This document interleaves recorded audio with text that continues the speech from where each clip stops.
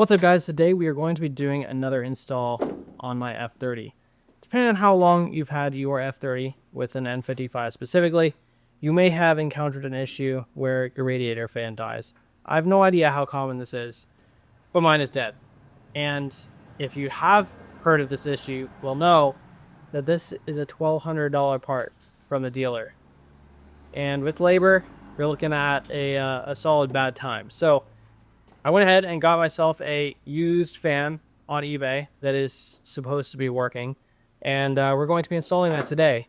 This cost me about $160 before shipping, and it looks exactly the same as mine. Make sure, if you do have to replace your fan, that you get the right one. There are a couple different variants, and you can use Real OEM to look up your VIN number and check which one matches your car spec exactly. For me, I have the M Sport with the M Sport brakes, F30, N55, blah, blah, blah. So this is the 850 watt fan assembly. And I did confirm, even from sources other than the dealer, it's still over $900 for just the fan assembly. So hopefully this will solve my issue. And theoretically, this install is not that hard. I do have the car up on ramp right now just to give it a little bit more room to pull up. But basically all you should need to do is pull out your intake, undo a couple screws. For me, I have the transmission cooler on mine, so I have to unscrew that, and I'm on X drive, so there's a lot more coolant lines and backing hoses up here than the manual or than the rear wheel drive. So we'll have a lot of things to work around, but theoretically it shouldn't be too bad. I'm probably jinxing it, but I'll take you guys along with me, and hopefully it'll go smoothly. First things first, let's undo our intake.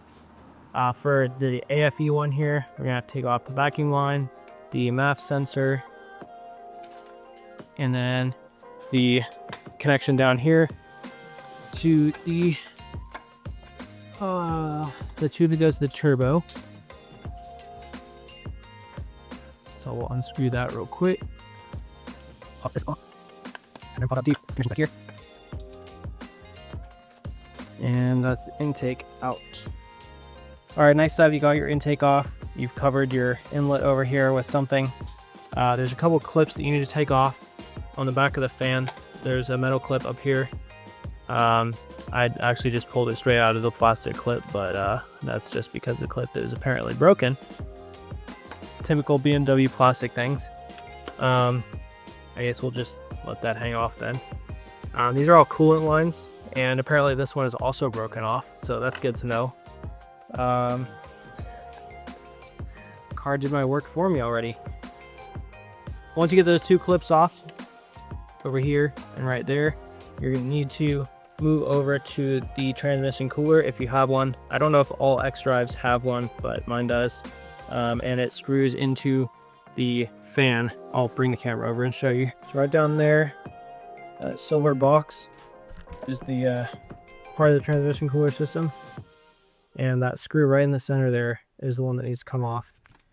Additionally, there is a clip, I think behind it, that needs to come off the fan.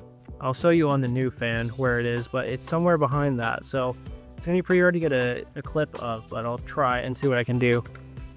But that'll need to get pulled back towards the alternator over here and out of the way. Because the idea is that once you unscrew that and the screw down there on the other side, you should be able to finagle the fan straight out the top past everything without taking any of the coolant lines off. And I certainly do not want to take a coolant line off today. So on the new fan, there's that screw that we have to take out. And then here's that clip system. There's kind of like two here, it looks like. So we'll just have to see how it goes, and then there's a clip at the bottom that sits into something on the front of the car, presumably. There's a screw on this side that needs to get undone on the car. I believe there's two here. So we're gonna do that now, starting with the transmission cooler on the driver's side. No Honda Civic, like 1990 Honda Civic. Yeah, well that car is basically like all analog, right? Yeah. No sensors except the ones necessary. It's no acidic, but also like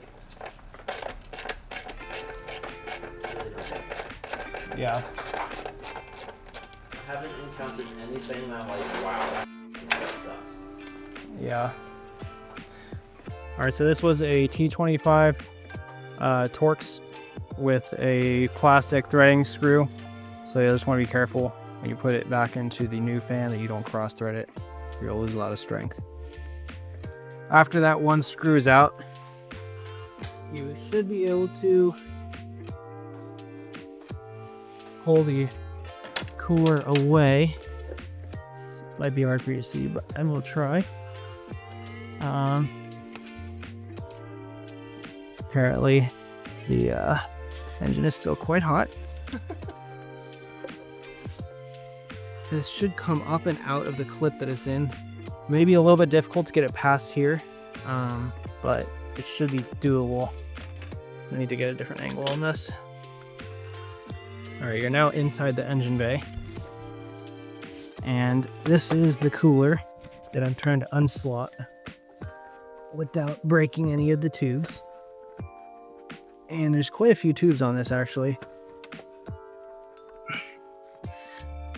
There's a chance that I might need to unscrew part of the fan first to get this out properly, but figured I would give it a good try. See if I can get it out that. But it kind of gets stuck right about there because this tube up here is pressing on it, pressing on the other tube from the radiator. So let me unscrew the other side of the fan and see if we can jimmy it around some. Alright, so we're on the passenger side of the car now. This is the screw that I was talking about that holds the top of the fan. Believe it or not, you, as in the camera, are actually only about 4 inches away. I'm just using a really wide angle lens to get this. Definitely do not want to drop this bolt down into the engine bay. Look at my... And there's that one. Looks to be the same as the other one. Alright, so it's been a couple minutes. I managed to pull the transmission cooler off of one of the clips down there just by pulling up and trying to sort of messing around with it. We're going to go ahead and pull this tube out of the way real quick just so it doesn't get caught on the way out. Technically, the fan should be loose right now. It's not because there's a clip down there that needs to get unhooked, but I think I need to get the transmission cooler out of the way to unhook it. So I'm just trying to get that out of the way. All right, so the clip that I'm trying to get to, I'm going to try to blast the exposure here to show you. It is all the way down there. I'll circle it in the video. It's a 2-piece clip. One side has to go up and the other side has to go down, all while you're pulling up. So this is going to be tricky. We're still working on getting things unstuck, but to get this transmission cooler out, I kind of had to pull up and push back at the same time to get it unhooked. I'll show a shot from this side to see the little tab that hooks into the radiator fan, but now I'm still just trying to get that clip undone. We do have to unhook the fan cable at some point as well. It's on the other side over here. That should be too hard to undo, but you'll need to do it to pull the fan out, and then it should theoretically come straight out as long as those clips are undone, transmission cooler's off, and the cable is undone. Then it's just a matter of getting it past this giant radiator hose. So down in there, that middle tab is what interfaces with the fan, and then there's your clip that I'm still trying to figure out how to undo. So I'm just gonna put the camera down and try to figure this out.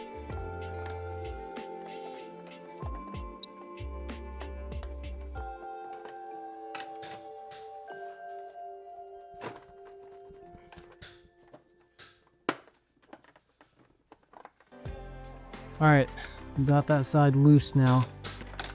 It's the first step of getting her out. And it wants to come pretty easily, actually. I'm not sure when I should unhook the fan cable. I'm just gonna have to see as I pull this out. Well, that should be the last thing that's holding it in. It's just that cable, which is over here. There's a zip tie mount, looks like, on the other side.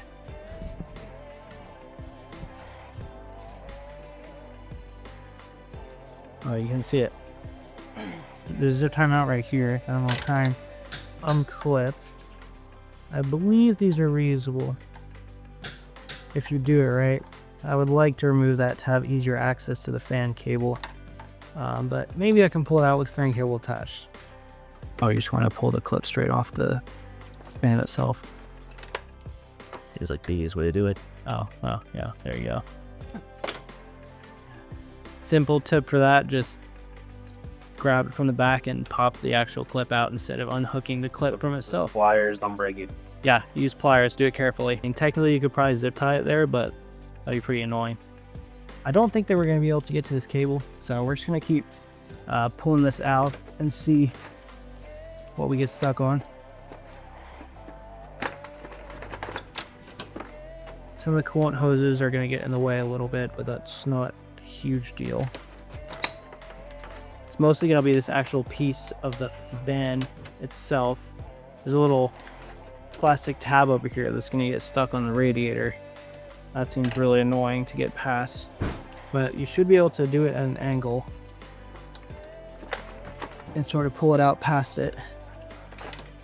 It's just gonna be a little tight.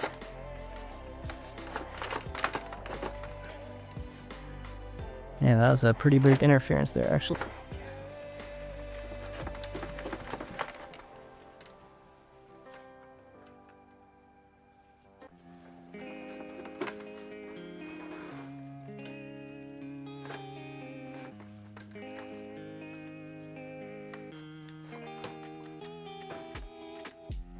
Alright, so I got this pulled out a little bit further, and at this point you can pretty easily take off the fan electrical connector, which is right down there. So we're going to do that now to get out of the way. There's a tab on each side, you squeeze them together and it comes right out. Pretty simple, actually. So this connector was a little bit more tricky than I was hoping. I think it's just because my plastic arms on here are a little bit worn out. But basically you press these little bits at the top and then pull up at the same time and it'll unclip. It's a 3-pin connector, 2 power and 1 for control. So we'll just stick that up out of the way for now. And I'm not really super worried about dirt getting into these contacts on this fan because it's broken. But on the new one, I will be careful when I put it in to not get dirt into that connector housing. So now everything should be free except for this stupid tab that's on the right side of the fan that crashes into this radiator hose. So now I'm just gonna try to work on finagling it out without breaking it. So, ano ba na only up and it can like we're gonna trip here always need. Bonus is because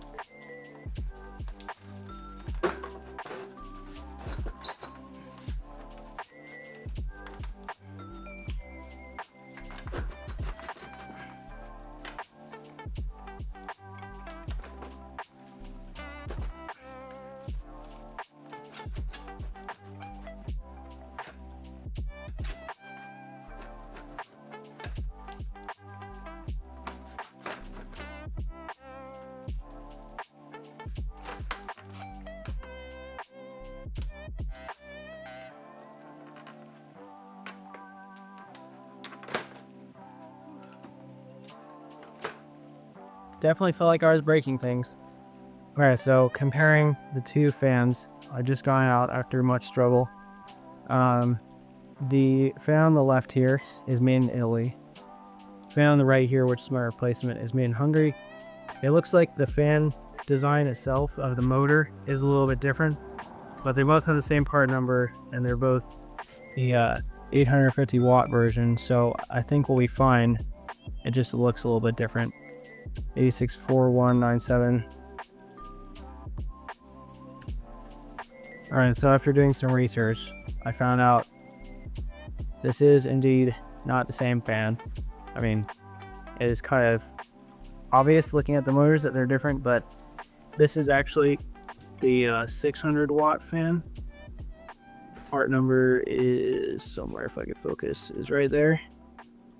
And the part number for my 850 watt one is there. Different, but my buddy has this one in his car because it didn't come with the M Sport Brake stock. And his car has been running just fine with this radiator. So we're going to try it out and see if I have any issues. I don't run my car as hard as he does usually, so it'll probably be fine. But I guess I'll report back. If anything, this could be a way to save money on this radiator fan replacement. This one is more expensive from SCP or new than the 600 watt one. So we're gonna stick in the 600 watt, see what happens. Has the same connector, same mounting, and yeah, we'll see how it goes. I'm not even gonna cap, this was pretty difficult.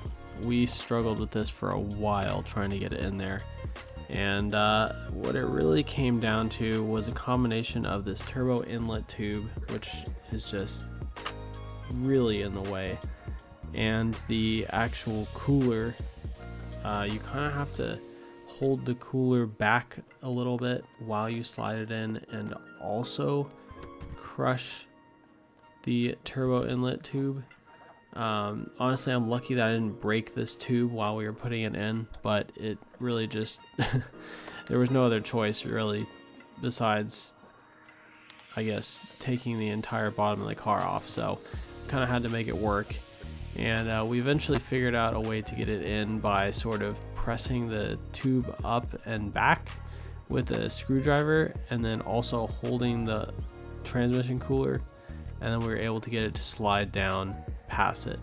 And yeah, it took quite a bit of time and was very frustrating, but you know, this is to save at least $1,000, if not more than that, once you include labor. So it was worth it to me, and hopefully this guide is helpful for anyone else that might be doing this. But yeah, there you go. Just not down place. Also, I should be able to and pad right here, which is right here. Only one way, and big tires. So get ready. Keep putting him out. So make sure it's twisted. One band over. It's very quiet. I did one. So that's my way. Okay, don't back down. Sorry. On this right side, magic click into. Here we go. Go out of the cushion here. Get this from over here. And value 2. It determines who that one. There's a little vertical. That's rolling right now. What?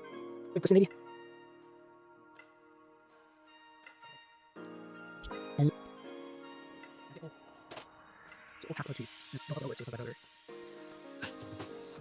All right, vital step here.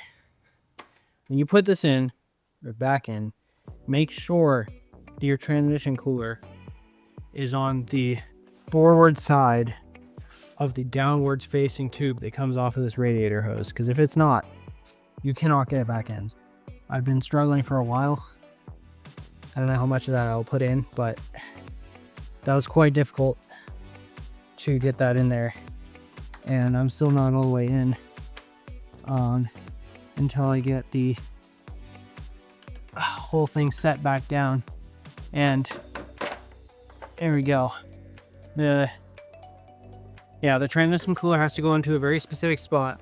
I'll bring the camera around and try and show you what I'm talking about, but I did it the wrong way first, and struggled with it for a long time until I realized that I just needed to place it differently. You just need to make sure you got that in there before you slide the whole thing in. Now that I've got it in a good spot, everything falls into place. And we can go click. All right, so what I'm talking about with the transmission cooler, there is a tube that comes down. Try to do this without shaking the camera too much. There's a tube that comes down here from the radiator. This tube that goes to the transmission cooler cannot fit around that tube when the fan is placed all the way in.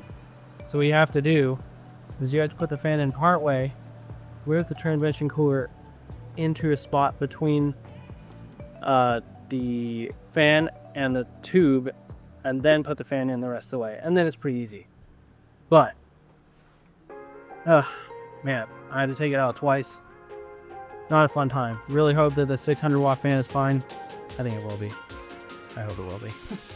But yeah, now all we have to do is hook back up the expansion tank tube, move that tube back into place, and put the intake back on. Oh, and put the screws back in, the 1-2 screws, and then we need to grab the clip thingies off the old fan and put them on for those ones. Clear screw on. And I did make sure that the clip was done. The clicking in sound that you heard earlier when I pressed in the fan was the clip for the fan that locks it in place. So now it isn't going anywhere.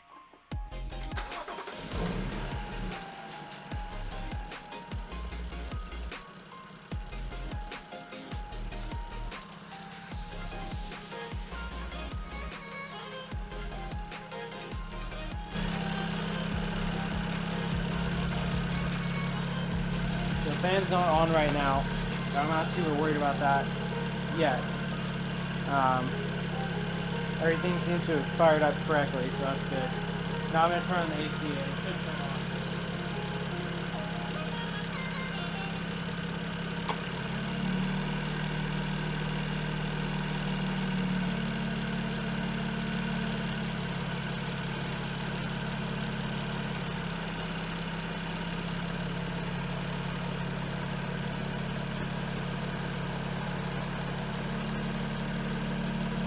And it did just turn on. Let's go.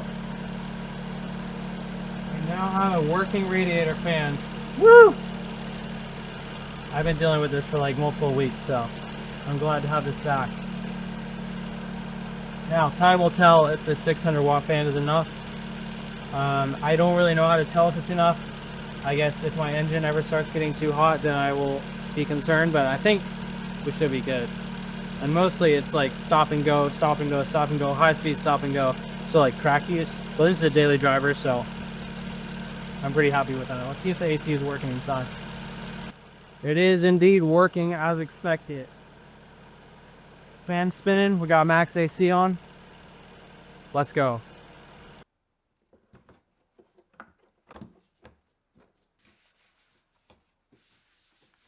Alright, it's a little bit dark now because my light died, but finished the repair. Took a while. I think I was, I don't have my watch on, I think I was like 2.5 hours. A little bit finicky, a little bit difficult to get the fan out, getting it back in. It's a process. Hopefully I can explain it well enough in the edit. But yeah, we've got a dead 850 watt fan here. I don't know what's dead about it. I'm probably going to take it home and try to figure out what might be wrong.